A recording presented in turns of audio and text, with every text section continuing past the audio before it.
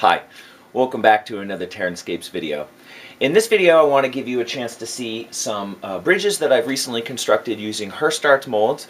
If you're not familiar with Hirst molds, you can take a look at the website. It's hirstarts.com.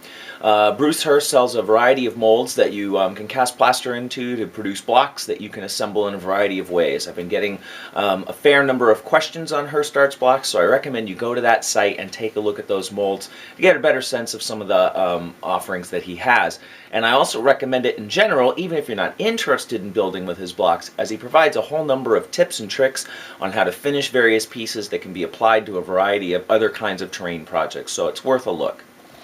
But in this instance here, what I've done is I've built 4 different bridges to span the rivers that are on the modular boards. The rivers vary in width, and the customer has requested that I build 2 bridges using the Fieldstone look and 2 bridges using the Traveler's Bridge look. So what I've done is constructed those in a couple different ways to try to add a little bit of variety to them. And I've also done a test paint job of the way I'd like to paint the Fieldstone pieces in particular, so I wanted to give you a chance to see those. So let's take a closer look at these and see what's up. So first up are the 2 Fieldstone bridges. You may notice some different colored blocks in these. These are older plaster blocks that I had in the box, and I've been kind of working through them on various projects, so that's why there's a color difference there. But the bridges are based on the Fieldstone bridge mold with the faces omitted, and what I've done is I've made an expansion on the bridge. Now, some of the rivers in the verdant board have a 2 to 3 inch wide river with a 2 inch wide plane on either side, like a flood plain. So that produces a span of about 6 to 8 inches depending on the board and where you might want to place a bridge. I'm having trouble speaking today. So this bridge has a gap from post to post of about 8 inches. So this should provide flexibility to span the verdant board rivers anywhere that you want along any one of the boards at any point. So I wanted one bridge that would provide maximum flexibility. In order to stretch the bridge that extra length, because the kit does not, the plans, I should say, that Bruce provides for constructing this do not span that wide a gap. What I did is I added in a couple blocks here and a couple blocks at the end. I'm going to clean up this little bit right here. I haven't done some final work on this, including filling in some gaps, and there's all sorts of finishing work to be done. But I really liked the way that arch came out. It was quite a bit of a challenge to think about how to finish this center piece, as I didn't just want to add in straight blocks and create a flat top, as it doesn't look as realistic as having an arch in it, and picking these ended up giving it kind of a nice shape that I overall really like. So you can see this bridge here, get a sense of that. And then what I did is I did a slightly shorter version of it to span the 4 inch wide Martian board rivers. The rivers on those are 4 inches wide, as I just said, and so this has a span of about 6 inches. Why have I gone 6 inches? Well, the rivers are cut at a varying width and then have some cutouts at the edges of them to, sort of step it down a little bit. So I wanted to provide an extra 2 inches so that it could span the river in a wider variety of places. Again, I had to do that sort of insert with the extra pieces here, but overall, I like the way this bridge is coming out as well. You may notice the bridges are 3 inches wide, and the intention, where is it? Here we go. Is to have it work with the flexible roads. Now, one of the things that I noticed after I started constructing these bridges is that I made it originally so that the walkway would meet the road exactly, which to me seemed to make sense. After I added these extensions here to dress up the bridges, give them, a much more attractive profile and a much more interesting entryway. This is actually very similar to the plans that Bruce provides. I noticed that now the road doesn't fit in there. You can set it on top, but it lifts the edges along the side here, which to me is unattractive, and I'd like it to sit flat. So I've been thinking about a couple options to work around that. One would be to provide road pieces that have a cutout in them that insert into this area, but perhaps a little bit easier would be to just make a dedicated road section that you could just add right into this little section when you're going to use it with the roads, and then you could just take that out and set it aside when you're not using it with the roads. I think that's going to be the easiest way to handle that problem, but you know, there are different options available for it. Taking a look at the Fieldstone designed bridges, the Fieldstone design bridges are a little bit more challenging. This is based on the Traveler's Bridge mold, and the Traveler's Bridge mold actually is supposed to have a double arch, so it comes down about here and then comes over with a second arch, and then there's a center pillar that would rest presumably on an island in the river. Since the rivers don't have very many islands, and trying to match that up with locations in the river could be an impossibility, or the island can be completely absent, I decided to omit that and shorten the bridge so that I could have a single arch that would span the verdant rivers, which are about 2 to 3 inches wide, as I said before. So this bridge will have a span of about 4 inches, giving you some flexibility in its placement. My intention was to make it, oh, I see it's a little bit bigger. It's very tough to make it small enough to fit the arch and big enough to account for, you know, the steps to come up to it.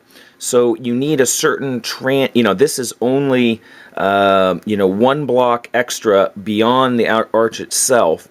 So this bridge, I'm going to have to think about this a little more, actually, now that I'm looking at it, and maybe try it on a couple different boards to see if it's going to fit in the floodplain. My initial intention was for it to fit in the floodplain, and I'll have to double check on that. But I like the sort of shortened version of it, and truncating it down to make a nice, clean, smaller bridge. But when I built this one, I said, I can build one even a little bit smaller, I think, a little bit more cleanly. And so what I did is try to go for a more lightweight feel in the stonework. Often the stone bridges feel, you know, very bulky and heavy, so what I wanted to do was go for a sort of a little more of an airy feel on the bridge.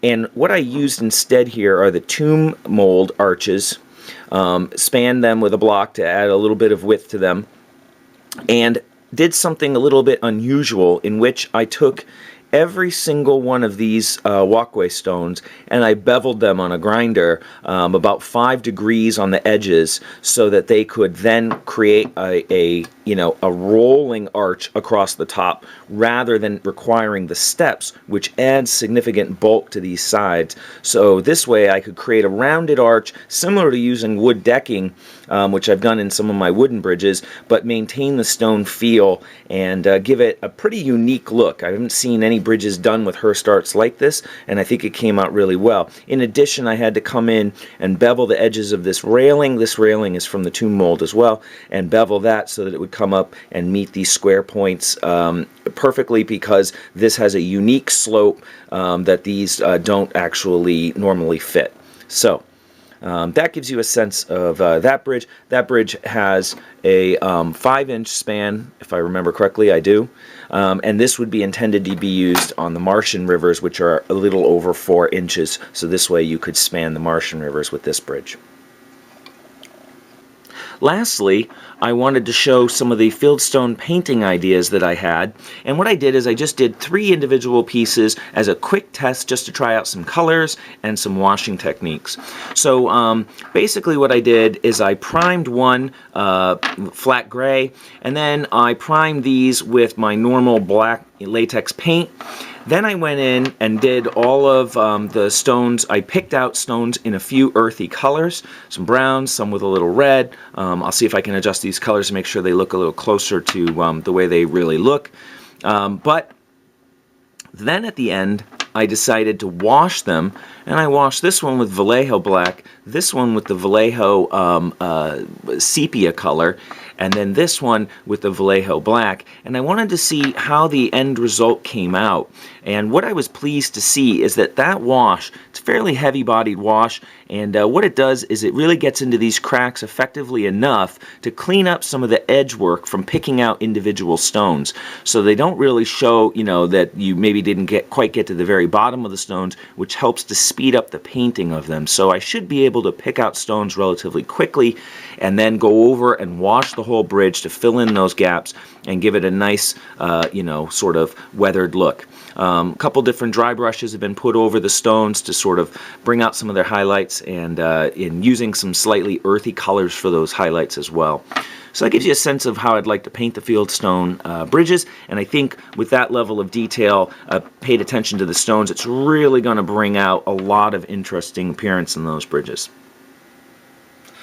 So one thing before I go, if you were confused by me saying Vallejo washes and you're like, what is he talking about? I did a review of several popular washes a little ways back in the video catalog, so please go back and take a look at that. The Vallejo washes produce a kind of a unique effect, and they have a great value for money, so they're worth taking a look at. And again, just as a reminder, if you haven't been to the Hirst site before, you should definitely take it out, check it out. There's a lot of tips and tricks there that are worth your time searching for. So if you have any questions or comments, please feel free to leave them below. Always happy to answer those. And the web store will be opening relatively soon. I've posted a newsletter in the TerranScapes website, so you should check that out if you're interested in when that's going to occur. And stay tuned to the channel, as I have a couple more videos I'd like to shoot right away, so those will be appearing shortly. So thanks once again for watching, and I'll be back soon.